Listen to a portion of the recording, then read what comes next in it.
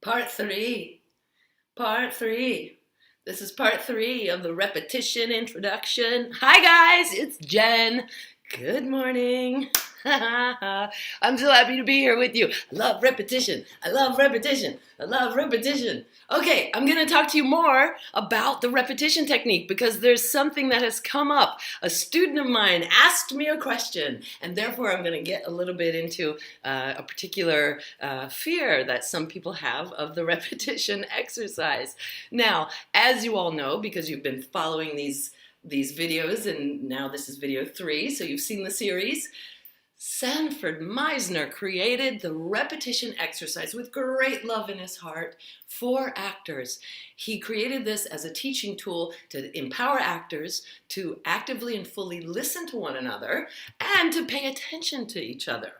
Right? So one of the big fears of the repetition exercise is this idea of saying what you see despite social conditioning or rules of good manners and the like. Yes, this sometimes makes people a little bit nervous or defensive. So let's get into that. Let's talk about that. Now, pardon my language if there are children listening, but Meisner himself, these are his words, he would say, fuck polite. Fuck it. Fuck polite. That's fun to say. Fuck polite. Now, he doesn't mean to be rude.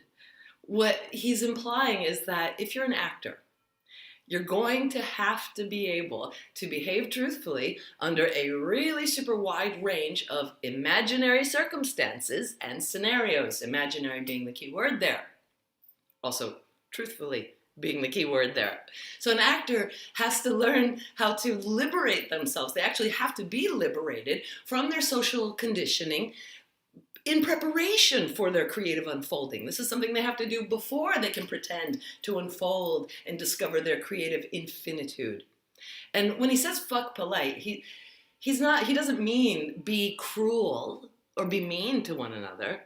He's talking about learning how to be open enough to say what you see and then to respond to it, which we're not taught in school and which isn't common practice. But this is exactly like how painters learn to paint what they see, which takes a great deal of practice and courage. So over time, with using the repetition exercise, we develop these skills, right? And as we're practicing this exercise, they get organically integrated into our scene work, our performance, our communication, our relationships, our lives.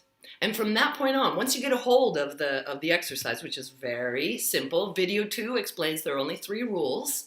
After that, it's simply a matter of repetition. And here we go. As you all know, I am creating group repetition exercise sessions. They're going to begin in May. These are in person and continue for 10 weeks, once a week, until July.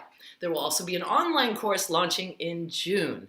These are both fundamental, foundational courses, and I would love to get you started on exploring this super fun, super enlightened, very compassionate, extremely modern and concise exercise.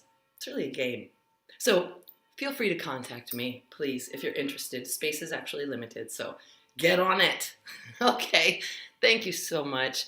You can probably tell I really love talking about practical techniques, I've got so many of them, for unleashing our universal, innate creative brilliance. And I love to see you shine. Thank you. This is not goodbye, as you all know by now. This is simply arrivederci. Ciao, ciao from Florence. I'll see you again soon. Thank you for listening, and please feel welcome to comment, ask questions, give me your feedback, your input. It is highly valued, and I love your audience. Thank you for dedicating this time to me, spending this time with me. I'll see you again soon. Mwah. Ciao, ciao.